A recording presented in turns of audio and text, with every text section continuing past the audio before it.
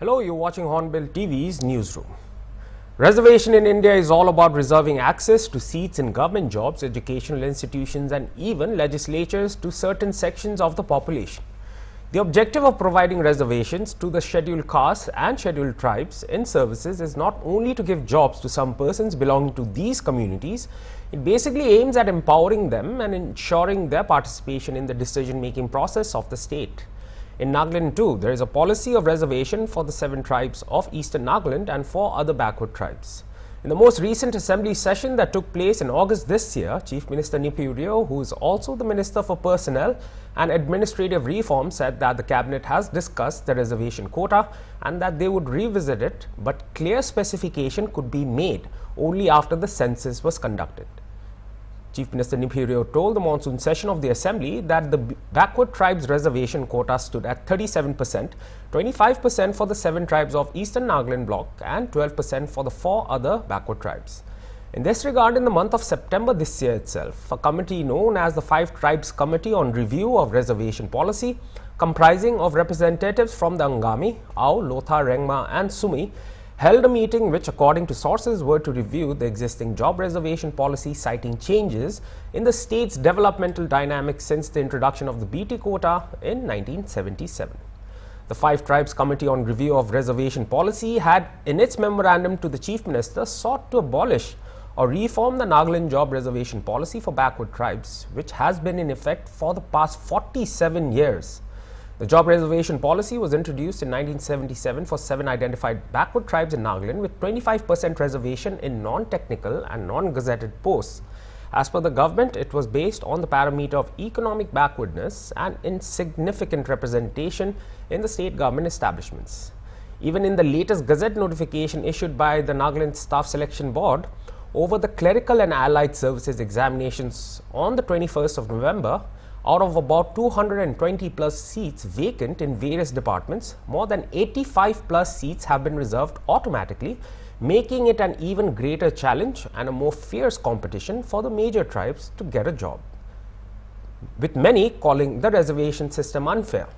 In today's newsroom, the topic is whether the existing job reservation policy in Nagaland lives up to its original principle of providing equal opportunity and representation to the 17 tribes of Nagaland in the 21st century.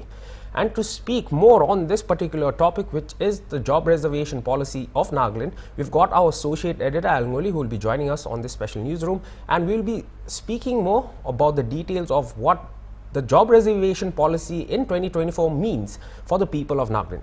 First of all, good morning, sir. Thank you so much for joining me on this newsroom.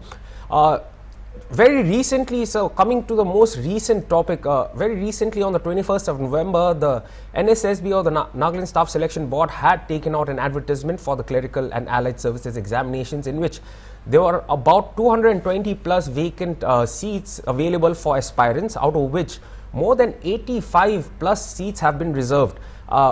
So in today's time, or rather in 2024, with the existing policy, reservation policy of 1977, which has not been reviewed since 1989, and this reservation policy in Nagaland had a clear principle which stated that every 10 years it could be reviewed, but since 1989 it has not been reviewed. So in the year 2024, do you think the existing job reservation policy of 1979 or 89 is actually fair for all the 17 tribes in Nagaland, sir?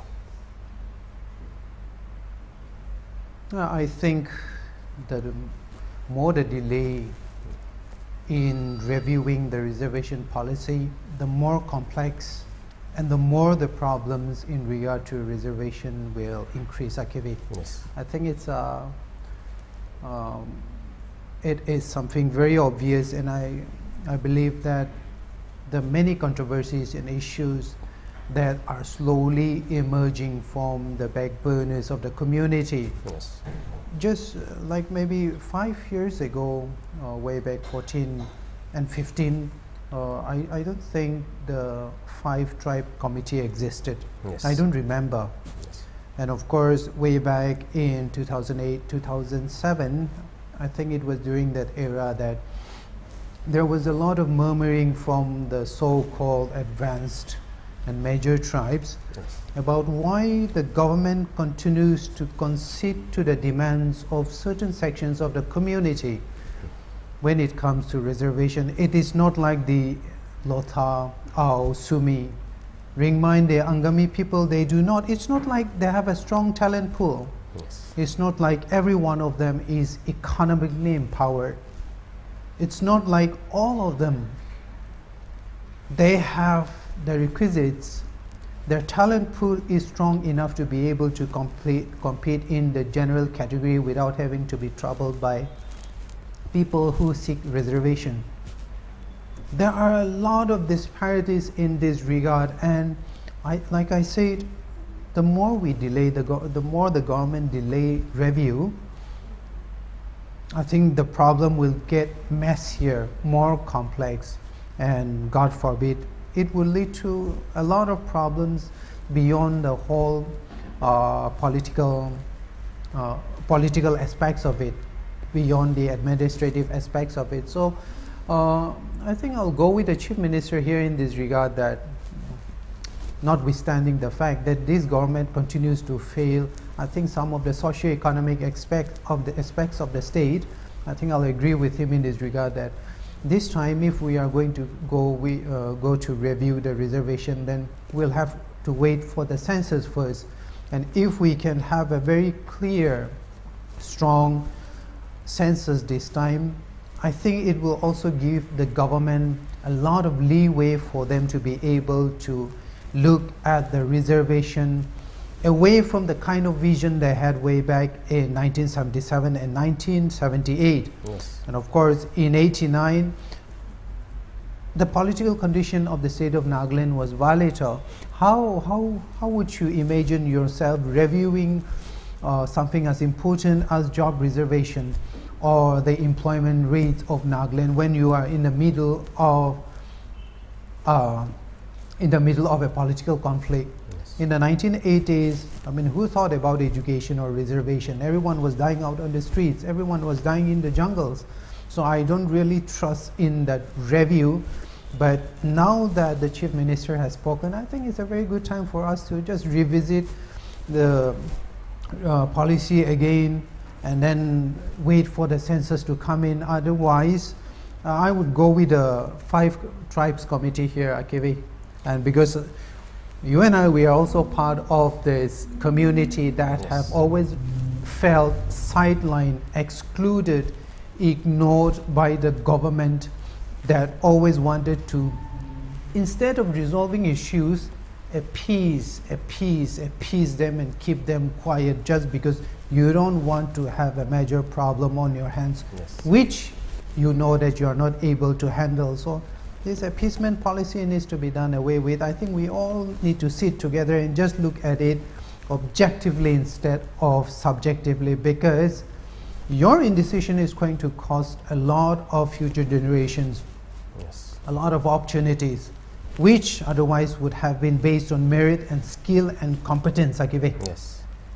But just because you're so banned on reservation, or you're so banned on freebies, you're so banned on places where your skill is not demanded, somebody else is going to suffer. So I think we really need to review this. All right, so now that you mentioned the 5 tribes committee, in the month of September they held this meeting regarding these 5 organizations came together and they formed a committee on the review of the reservation system in Nagaland, in which, in the memorandum that they had submitted to the Chief Minister, they had stated that the government should either abolish the existing reservation policy or reform the existing reservation policy. Do you believe the abolishing of the 1970 or rather 1977 reservation policy at this particular juncture would also give a new ray of hope to what reservation policy and what fairness and equality would mean to all the existing tribes in Nagaland? And or do you think reforming the whole reservation policy, taking into account the creation of all the new districts, now we are 18 districts, taking into account all that, reforming it, would you say that that would be a more correct and feasible manner? And do you believe that census, the conduction of the census is the only way to get a more streamlined reservation policy?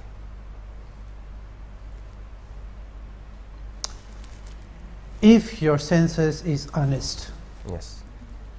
if your census is stringent, and if your census is accurate, why not? And ideally, Akivi, it should have been that there should have been no reservation in an ideal world. Yes. There should have been no reservation in the kind of competitive environment that the 21st century has given us. Yes. Because I think if you go to Europe, United States, if you're looking for something free, I think you're going to be looked down upon. Yes. And I think there's a joke even in the United States about South Asians especially. Always coming here, you guys are always coming here looking for free quotas, reservation. And as a matter of fact, which also is not a joke, people out there, most people, they build their skills, they have industry experience, they have all the skill and competences that is required for you to fulfill the demands of a particular job or a profession or a qualification. So ideally there should not have been, but unfortunately in this real world we need reservation. I wouldn't say abolish it. I think that will be wrong because our world is not yet ready for that. Whether you are in Kohima and Dimapur, whether you are in Florida or Bangkok, reservation will always be required in some sense and in some form, because not everyone in this world has the right and perfect set of educational qualifications. Not everyone have the same set of skills that the industry demands. Not every one of them have the same opportunity to be able to compete. So instead of abolishing it, why don't we just review it, study it, and make changes according to the changing demographic as we might have seen during the past 10 years. Look at the census, population, and why not? I think having an economic survey will complement the whole process, actually. Yes. Because it's one thing to see how many people live in Dimapur and Nagaland or Tuensang or Mon, Yes. coming at a number, about the number of individuals there, and it's quite another to see which of them are skilled to be able to fill the employment gaps in the industry or in the government departments, in the state, district level. So why not use the census as one of the benchmarks to be able, for us to be able to identify some of the gaps in the talent pool, so that we will be able to come at a fairly acceptable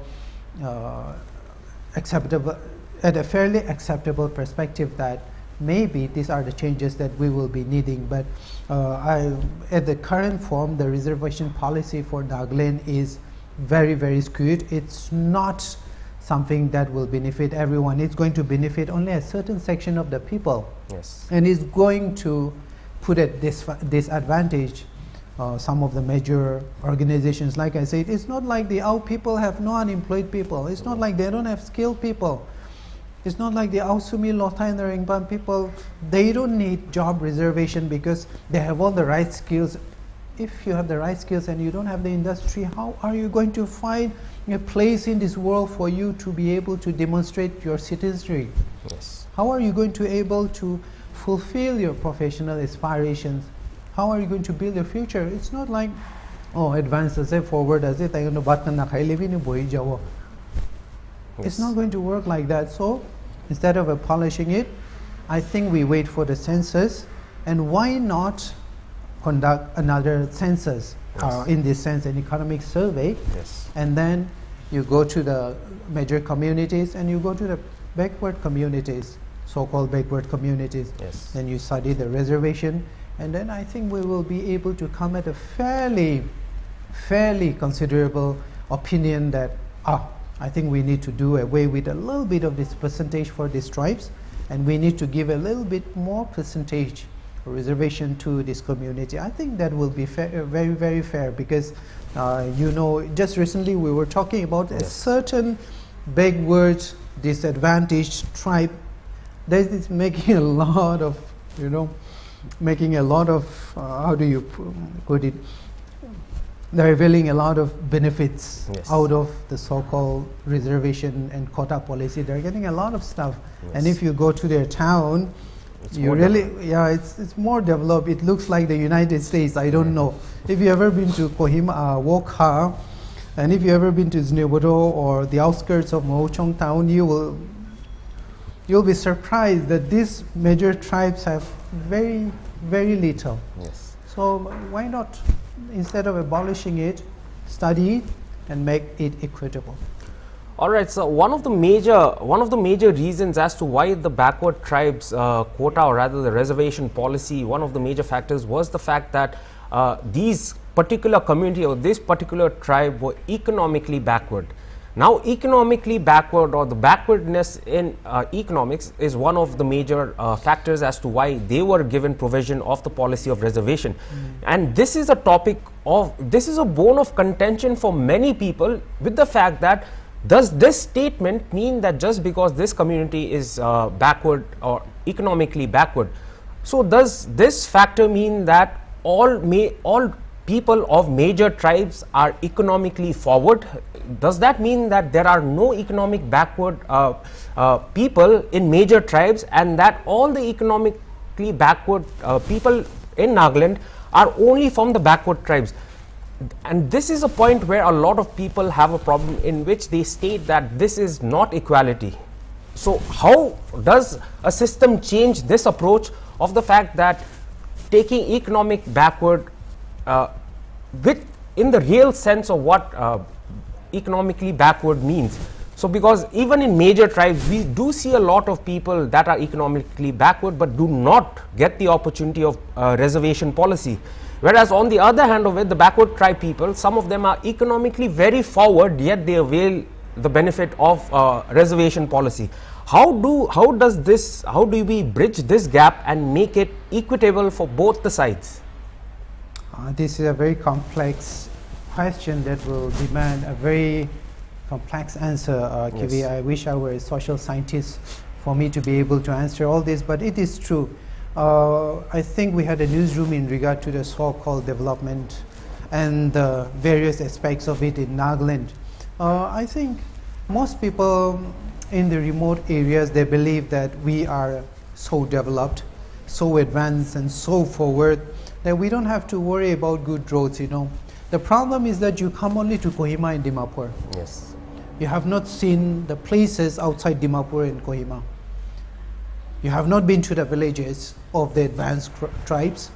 You don't know that they forget outskirts. I live in the center of the town. When it starts drilling, we don't have power for 3-4 weeks. Yes. And we recently had that problem too. When the wind blows, all the wires are blown down. We don't have water supply. Yes. And there are a lot of people in our community, forward and advanced people, who cannot afford to send their children to school. Yes. And these advanced people are the ones who are out there earning daily wages. So your problem is that you come only to Dimapur. You see only Kohima and you think, oh, you're so advanced and we're so deprived. We don't have good roads. And that is the problem, Akive. Yes. Everywhere. The problem started way back in '77 when the government decided to differentiate the economic groups, the communities, based on their economic conditions. So suddenly, instead of saying, you know, instead of putting it in demographic terms, like let's say like economic challenge, Yes. or these are communities that have low employment opportunities, we suddenly put them in aristocratic sense. We suddenly put them in social economic statuses. We have forward tribe, we have advanced, and now you people are the backward tribes. And suddenly you did not create a demographic that will define their spaces within the larger socio-economic scheme of things. You created a class. So suddenly it's easier for the backward tribe communities to say, hey, we are backward, so we are entitled to it. And for the forward tribes, you have to tell them, oh, you are advanced, you don't need it. Even if you don't eat, you won't die. So you just leave it and give it to us. So we created a class system even without us knowing it. Yes. So, even in Kohima, Yes. Kohima is the only nice place in Nagaland that you see. But if you once you pass Kohima and go into the villages, you will see that the Angami people, they have some of the poorest people in the land. Yes. There are villages that they don't have good roads. You have widows, nobody to take care of them. You have a lot of unemployed youth there. Go to Znevoto, go to Woka, Yes. go to Teminu, one of the youngest districts. So people, and even they know it, okay? There are a lot of people who know Yes. how to make hay, you know, how to benefit from the whole tax, Yes. advance and forward. I am forward, you know, I am backward, so give me this, give me that, I demand this. And Yes. we have allowed this to happen. So I think we need to really think about this seriously.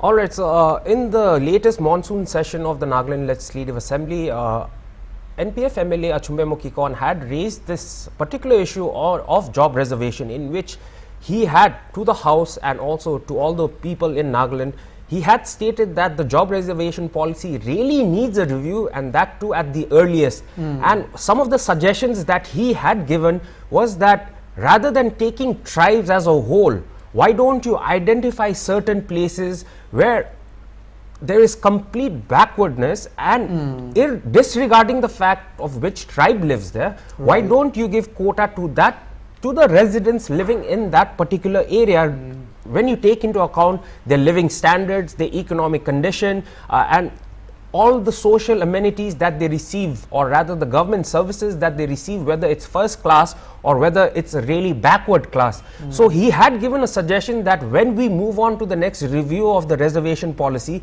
I think looking at the territorial integrity of certain areas in Nagaland, the reservation should be based on which should be one of the factors.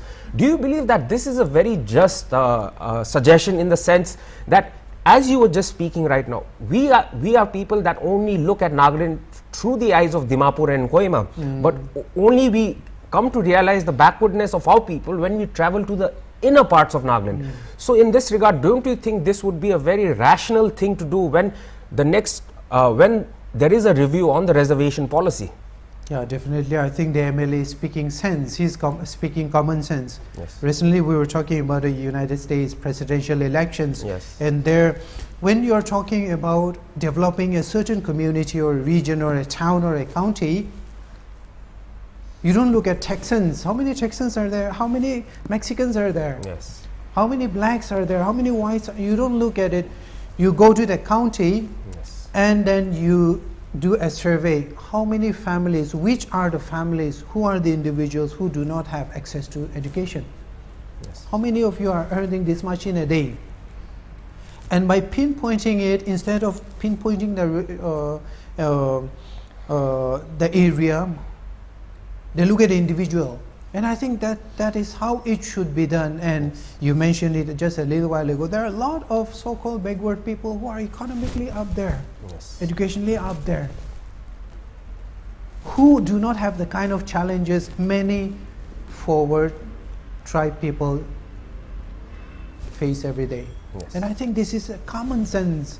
This is common sense. So I think I will agree with MLA Achumbe Mukikon here that instead of looking at Konyaks or Aos or Lothar or Sumi as a whole, Yes. why don't you go to their houses? Yes. Just pinpoint, identify only those ones who cannot or who are unable to compete in the talent pool of the state. Because hey, whether we like it or not, reservation policy will always not only be needed, it will also always be required. Because even the Naga people, we go outside seeking reservation in medical jobs, medical sector, in the industry. We seek reservation, and only because of those kind of reservation that I think we are able to compete in the talent pool of the industry, whichever it might be. So reservation policy will be, it will always be required. The only thing is, how do you implement it? Instead of looking at the tribes as a whole, as a community, Yes. how Manukan advances in each other, no. go to their houses, have an economic survey. That's what I'm saying. Have an economic survey. Identify the people, the families who do not have the kind of access that forward people have in regard to education. It could be funding their dreams. It could be setting up businesses. And how many unemployed people are there, and how many of them are breadwinners. Identify the economic aspects of the individual's family, and only then I think set up programs so that we will have a clear developmental vision when it comes to reservation actually. All right, so thank you so much for joining me on this newsroom. We seem to have run out of time, but this is another topic for another day, and hopefully when we speak about reservation policy the next time, we hope that there is a review, and the review is actually a rational one. Thank you so much, sir. Well, that was our associate editor, Almuli, who was just speaking on the existing reservation policy that is applicable to the state of Nagaland, in which our associate editor, Al, has specifically mentioned that the review is completely necessary, and the fact that Nagaland in the 21st century is still applying the reservation policy of the 1970s and the 80s, this could create a very big imbalance, and the more we delay reviewing this particular reservation policy, the more problems the government is going to face later in the coming days. Well, apart from which, reservation policy is supposed to be a policy which gives equal representation, but with the existence of a policy of the 1970s and the 80s, whether this policy actually aims to provide an equitable society to all 17 tribes in Nagaland, that is a big question. But we hope that in the days to come, the government of Nagaland would definitely review this reservation policy, and that we hope that the census, which is deemed to be conducted in the year of 2025, we hope that this problem gets a solution at the earliest. Hornbill TV will bring you newsrooms on topics such like this, so keep watching Hornbill TV.